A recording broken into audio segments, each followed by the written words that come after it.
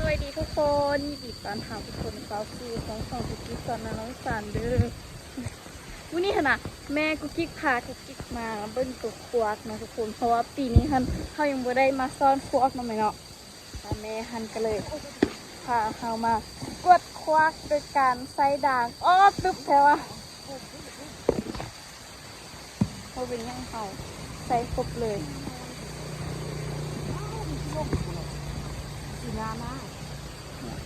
หน้าแม่เดี๋ยวหน้าหน้าด้านเนี่ยเขามาเอากันป้องคน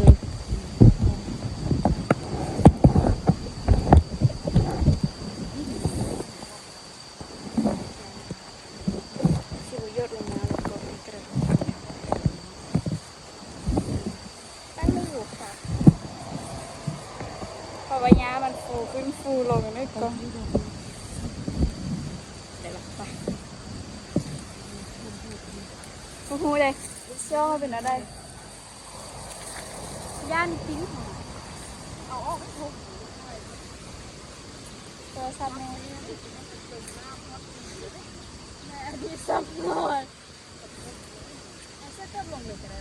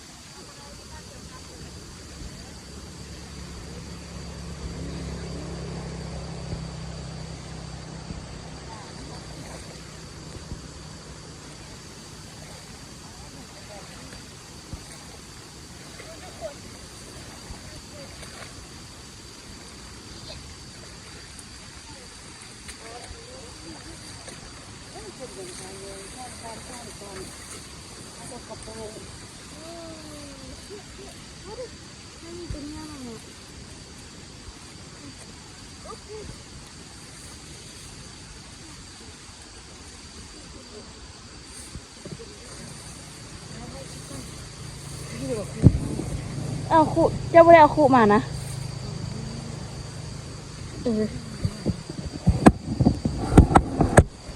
ให้กวดมาแล้วตะเระ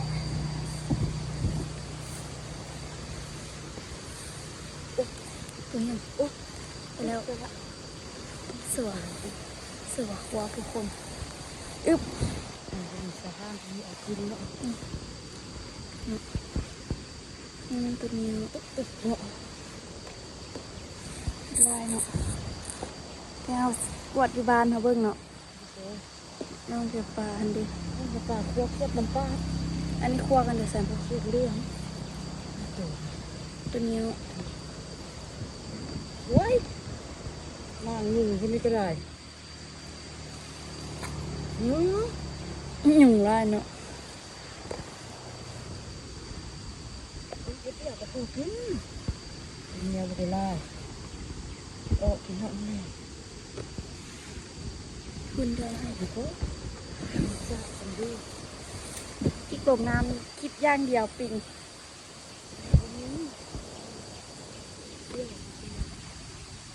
ทางนี้บ่มีที่เนาะมันบ่มีน้ำห้วยเนาะมีแต่น้ำข้นเนาะอันน้ำอันนี้นะ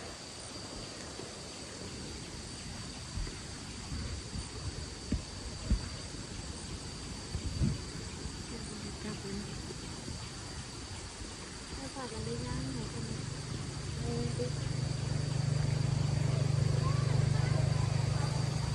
อ้เจ้าเยี่ยวกระเป๋า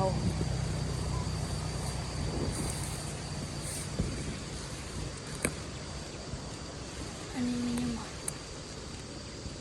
อย่าบอกนะว่าเป็นไข่ปิงแม่อันนี้แม่นั่นเด้อ มีไข่จะเคยเห็นไข่กินมันจะไข่เลี้ยงโตนี่ออกมาก็เป็นตัวนี้ นั่นเหรอ เนี่ย คิดไปเองโดยตลอดมันมีตัวเมียไว้คนนั่นไงเนาะ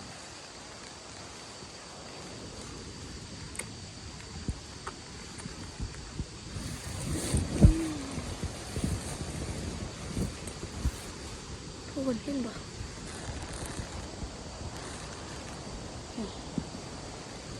มันแบบนี้เอาขึ้นโซ่เมื่อกี้มันคือมีโซ่กับซันเนาะที่นี่ดูมันช่วยโซ่ซันมาโอ้ยมันโซ่มัน อุ้ยโตอันเดอร์แมนอันนั้นนะดิมันมีร่างนะแองจักโมงสิพอกินมาทำไมอ่ะกวาดอยู่ทางแง่เลยนะแม่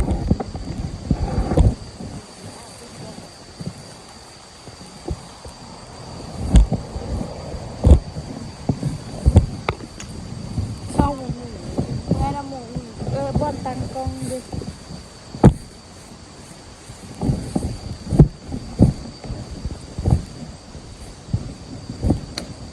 ครบทุกคนมันตั้งกล้องอยู่ได้นะเห็นไหมไป ซัดเลยปุ๊บ กัดโทรศัพท์เด้อไม่เดี๋ยว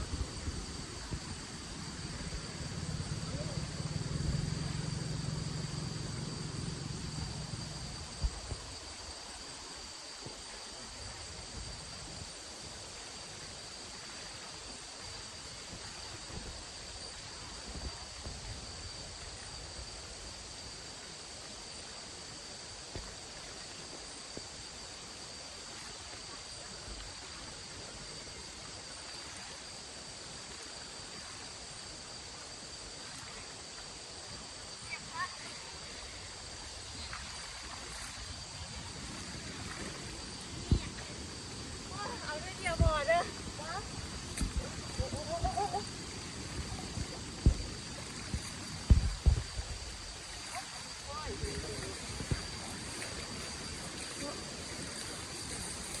วันนี้ได้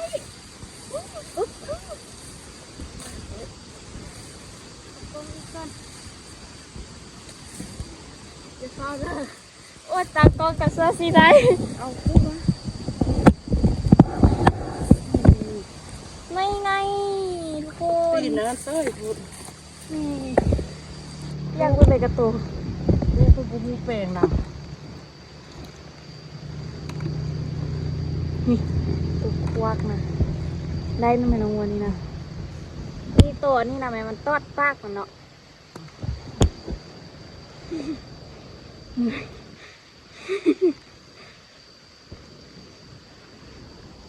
ครั้งเดียวครั้งสุดท้ายเป็นเรานะเอาปิ้งเหงามันเลยเนาะ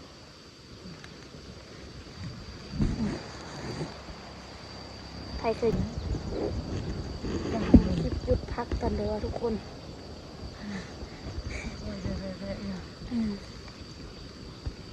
อ่ะ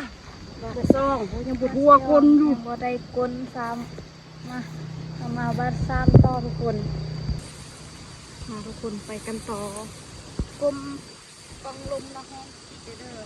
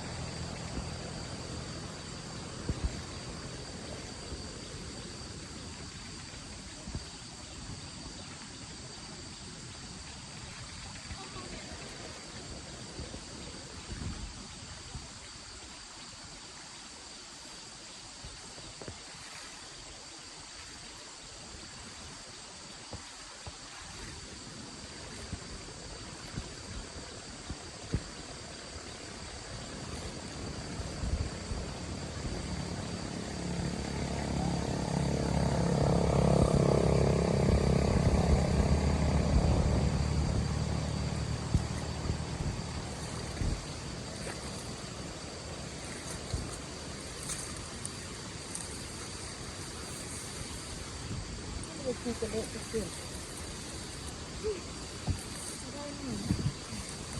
ไงล่ะ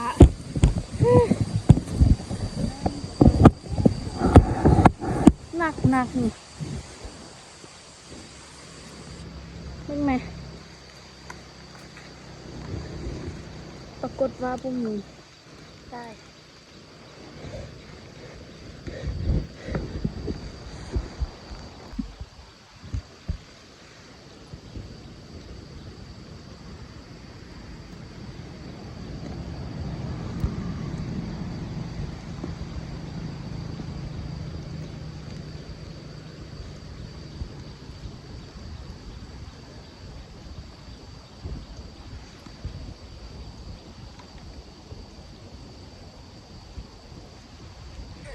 ทุกคนได้อยู่เด้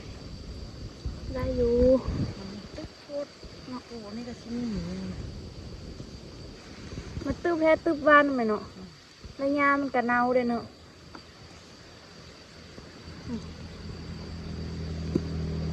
แห้งเลย จอกีไปในโตโตอันนี้กินยากยากกว่าทุกคนยากกันยังเดี๋ยวไปบีบคีอีกแล้วไหมเนาะน่าจะไปเด็กกิน ก็ดีแต่อ้อมันได้น้อยกว่านี้คือนมส้มครึ่งโม อืม ไว้โค้นอนนี่นะมีสิบโลดละ หนาวมาก มาที่คูโพดเลย ไม่ใช่บ่เอาอื่นมานะไปเวลากันนี้เราไปน้องไม้ต่อ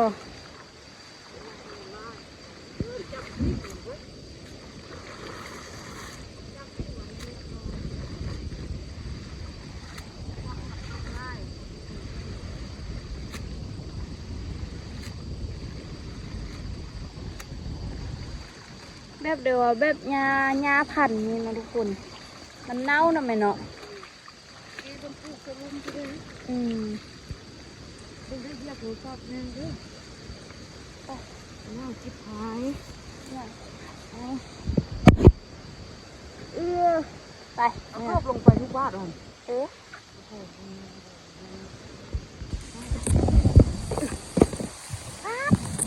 กินคักได้หมดทุกคน เอาบนงาน อันนี้นะคนมงนะส่วนหลายเขาเจ้าที่ปลูกเป็นยาอันนี้เลยทุกคนเพราะว่าถ้าเจ้าที่เอาไปอันให้งัวเข้าเพราะว่าส่วนมากเข้าหันมักเลี้ยงงัวสนนะนั่นไหมเนาะเดี๋ยว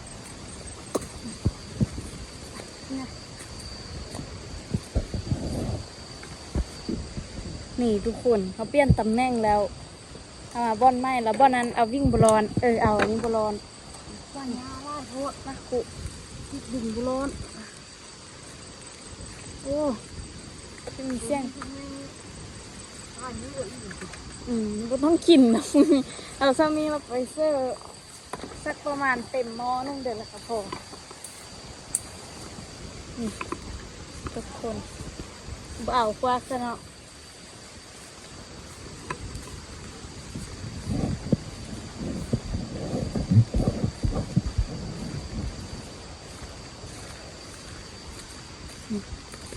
อันนี้นี่จะเป็นทางเข้ามาบ้านของน้องกุ๊กกิ๊กเด้อจะมีซื้อว่าน้องจำปาว่าซันเจ้าของส่วนอย่างเพื่อนซื้อว่าจำปาว่าแม่บ่แม่เพื่อนซื้อเจ้าของดินแถวโน่นนี่ฮันเจ้าของซื้อว่าจำปาแล้วก็เลยแบบไปซื้อมาว่านูนจำปาบ่เข้าใจกันประตูอันนั้นก็คือสีอะไรเจ้าของดินละลาคือห้องเพื่อนจำปา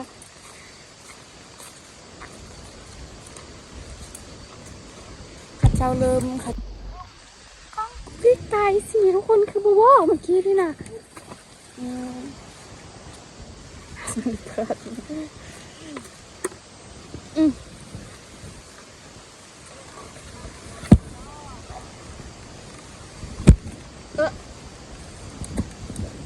ทุกคนเบิ่งกันนะได้วัด3 บาทได้สมุดเนาะถ้ากระมาดแต้ๆเลยนะแม่เนาะ ว่ามีพักแวนนำเนาะ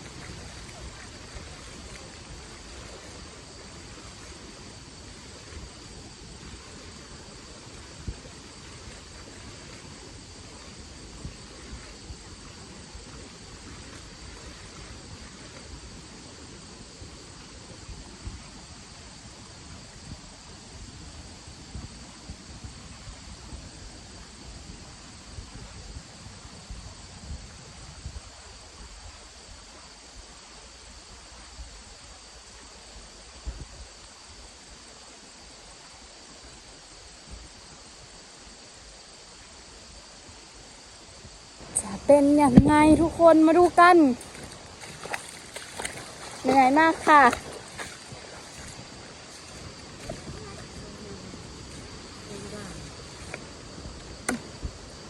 ไปกามหอมถ้าเข้ามาก้อนได้อยู่เนาะไล่ก็น้องน้ำยุ่ทุกคนพวกอันนี้ก็เป็นออกตรงนี้ เครียดเรื่องอยู่คนเดียวเครียดปากเครียดปาก ตัวนี้น้อยนี่มันเครียดอันเดียวไหมคือกันนี่หว่า เครียดปาก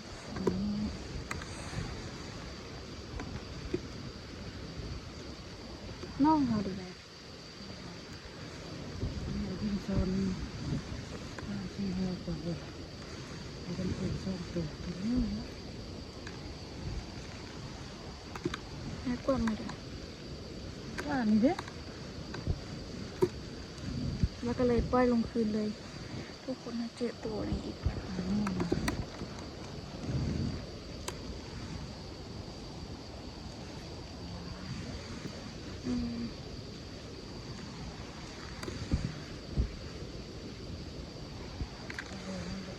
เจอได้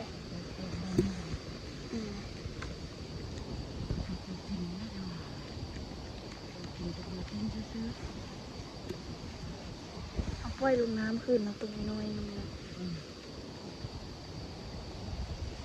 ลูกออสค่ะเมื่อหานี้ก็กระซีสามไปกินอีกเลยนะทุกคนไปล้างแล้วค่ะเอาบีบท้องออกทุกคนเพราะว่ามันกินตุ่มทำไมมันกินเลย มันฮัดตัวหน่อยเองเนาะอยู่ในขี้ตุ่มมันเป็น รีบบุรีใช่ไหมครับ มันเป็นลูกของตัวเครียดเลยทุกคน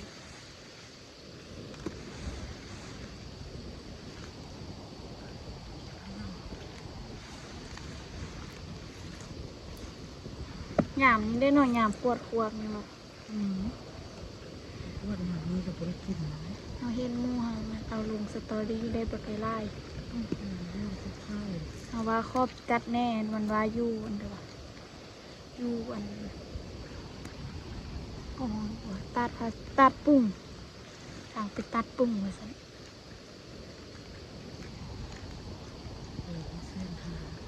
พวกนี้เลยบีพีพร้อม วิธีบุษย์เด้อ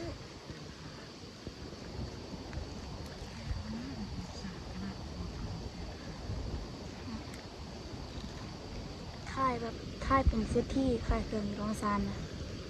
ได้ไหมเนาะ 10 ครั้ง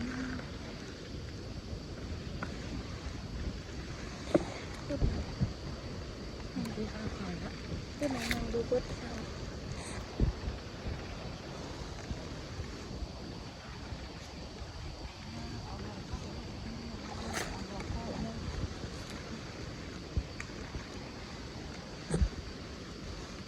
บิ่งดูมันนี่ว่ามาพี่ว่าจึงรู้สึกว่าสิพอกินเนาะนี่ ก็ที่คุณแม่ว่าต้องมันคือขันข้นหัวโต๊ะที่น้ำมันแห้งลงนะเราวิ่ง เนาะไปทุกคนกวาดอีกบ้านหนึ่งกวาดอีกหลายๆบ้านให้มันพอกินมาเบิ่งกันทุกคนวันนี้เราได้บักไก่ลายตัวยังพาทุกคนยายแพ้ยากมาก่อนแต่นี่นะล้ม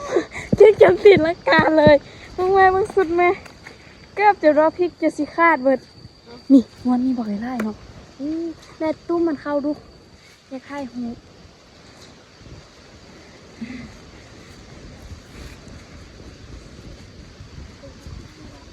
เนาะถ้าโบเห็นขี้เงี้ยคือสีได้ไล่เนาะปาดตัวอีทุกคนเก็บขี้เงี้ยทิ้งไว้ เป็นเนื้อแล้วเอาไปติดตัวข้างใน ปาดขนาดเอามาน้ำล่างเข้านมเลยเนาะใส่อุ้ยตายมาลูกเอาอ่ะตัวใหญ่เอาเล็บมือ ง่ายแท้ง่ายวะนี่อีกว่า โยน ใช่ทุกคนกิ๊กคิดว่าอยู่นี่นะถ้าเข้ามานี่ก้อนคือสิคักเท่าไหร่เนาะคือสิบูมือให้ปันเด้อเว้ยแม่นกบเครียดอันเด้ออันนี้นะ ไปเอาลงน้ำนุ่มๆได้บ่ ป้าทุกคนถ้าบนลมแม่งคือสิได้ไล่นั่นไหมเนาะมันเป็นบวกนะ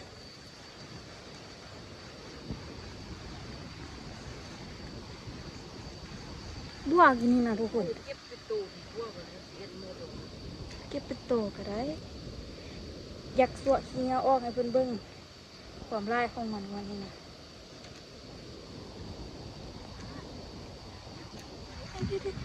เดี๋ยวมันนี่เร็วเดี๋ยว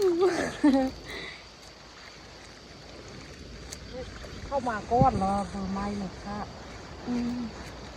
ก็คือสีได้ไล่นี่แหละทุกคนมื้ออื่นนี้กุ๊กกิ๊กสิไปงานบวชเนร จับมือ ข้องจูเฮาตอนช่วย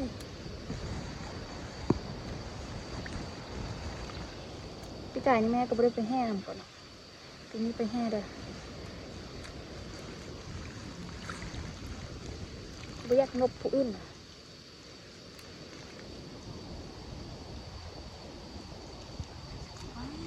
ไปแม่บ่ได้ไปนุกกับนุกแม่เก่าพ่อมันที่เป็นนุกแม่ ใคร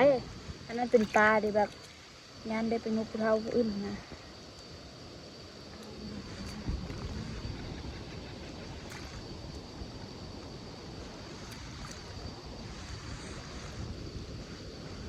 มื้อนี้ยึดไปใส่บาตรทุกคนอ้าวกะหัววัดนั้นหั่นน่ะแม่ย่อขันเข้าขึ้นเนื้อหัวอันเด้อหั่นน่ะแม่พาดเป็น10 นาทีพูดเลยนักบ่นักแย่ได้ก็จนอดหัวบ่ได้พากันหัวอีกอยู่นักแค่นักว่าปงลงจักเทื่อ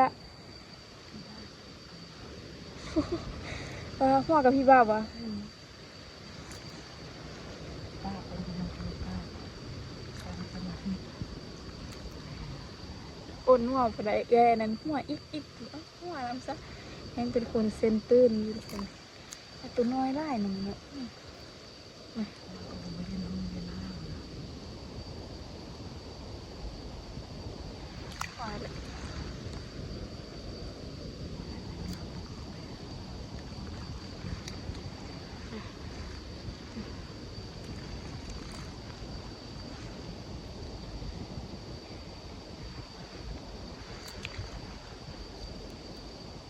ตายเปิดเนาะพวกน้อยเนาะ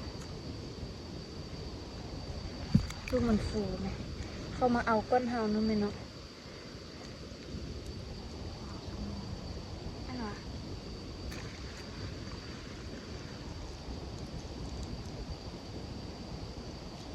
ปานนั้นกันยังได้ทุกมื้อเนาะมาก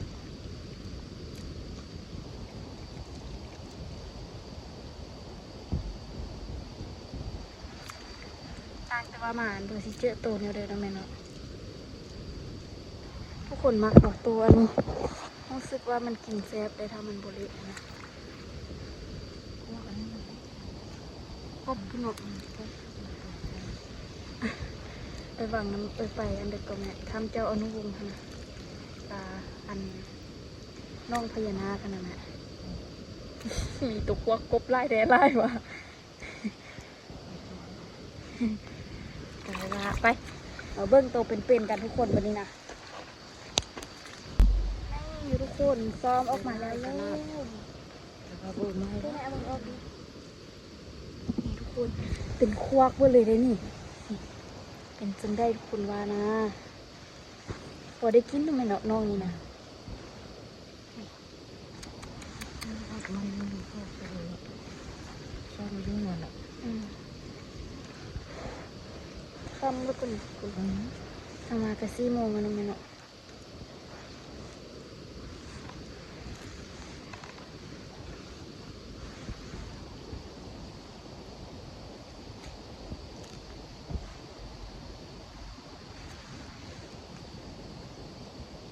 อีอาได้ปะรู้เลยปะแม่ ก็วันที่ก็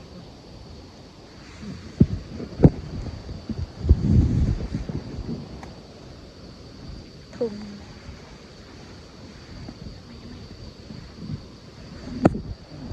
มาแม่ถึงเวลาแม่โลลงแล้ว เพื่อนดูก็เพื่อนดู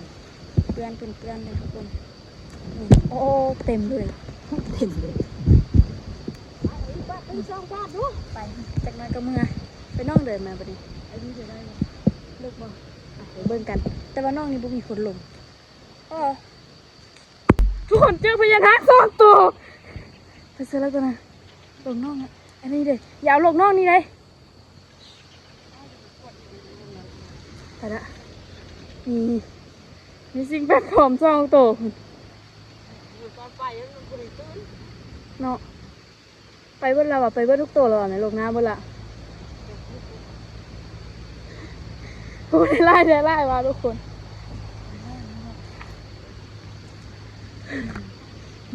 ตอนไปมันบ่เห็นจักตัวน่ะแม่เนาะเอามาตัวอีดเด้บ่ตัวใหญ่เด้ตัวนี้สมบ่ก็เดี๋ยวตัวบักใหญ่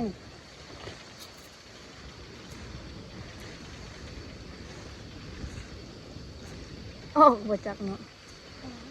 ตลาดเลย กดตีนเอาแล้วนี่ไปขาอยู่หันบังโดนๆเนาะ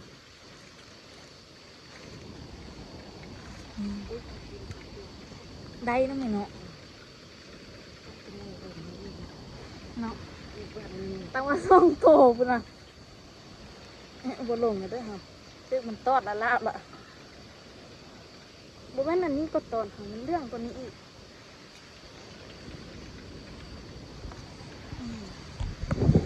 เฮ้ ใครมันไปน้องมันสุกมันเนาะ ไข่ก้อนลายเติบกวดง่ายอีกอยู่นี่นะ มันบอลได้เยอะทุกวันคน บางตัวก็ยังมีตัวน้อยนะแม่เนาะ รุ่นกันเลยส่วนปลาพื้น ประมาณนั้นแล้วไม่ว่างแล้วบัดนี้ติดงานใหญ่แล้วบัดนี้ มานอนที่นั่น มานอนที่นั่นเลยอยู่วัดที่นอนได้แค่พุ่มแล้วจึงได้นอนวัด เดียวนำไปดีนะนี่คำเดียวไปทำที่คนละคัน ไอดิมบ่ย่านนึกเนาะไอดิมพันเที่ยวตลอดนั่นแหละเนาะ ไปย่านกันครับงานป้องกันอะไรเลยเนาะ 80บนยุดบ้านกุ๊กกิ้งฮันส่วนไล่ฮันบ่ได้ไปเที่ยวเสนอหมู่เลยทุกคนทางเปรี้ยวนั่นเนาะไปเอาอีกกันทุกคนเรียบร้อยพอแล้วเอากล้วยอยู่ในจักรบ้านเนี่ยซี่เนาะกล้วยอยู่คุณซ้ำบัวทอนี่จักรบ้านไล่ให้ไล่ใบนี่นะทุกคนหมูซ่องโตนะลูกน้องตัวนี้แต่ฟันไล่ได้นะแม่เนาะไล่เทไล่ว่านั่น เมื่อกี้นี่มันคือดีฟูเลย เออ ว่าอีกบ้านนึงแน่เลยไป ได้พวกได้ งูอีกได้งูอีก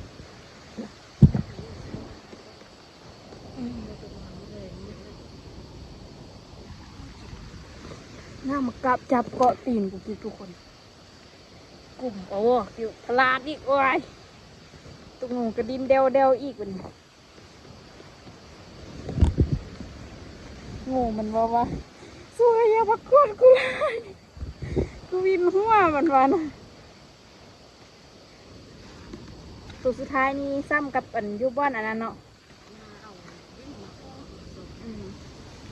เดินซอกรีดเกลือนี่ คักเนาะคักเดือนเนาะไปทุกคนได้ประมาณนี้แล้วดิ